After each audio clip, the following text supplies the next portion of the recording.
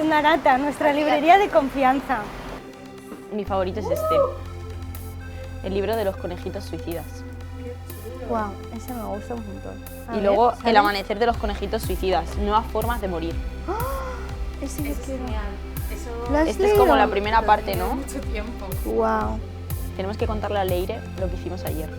Ayer fuimos a la universidad a preguntar a los jóvenes sobre vínculos y apegos. Estamos haciendo una entrevista. ¿Queréis participar? Por favor. Hala. Es muy fácil. Son preguntas sobre apegos y vínculos. Estamos haciendo un programa sobre salud mental nosotras, quiero decir. Les preguntamos qué era la cuadrilla porque Cristina, como no es de aquí, no sabe qué es una cuadrilla. Yo soy de Albacete. Y no sabe qué es una cuadrilla. Es que No es tengo- una institución de Navarra. Es que no Exacto. tengo el concepto de cuadrilla tan arraigado Hubo como gente que esto. acabó diciendo que era una institución Es una institución. y que si no tienes cuadrilla no eres nadie. Y fue un trauma porque no tenemos cuadrilla.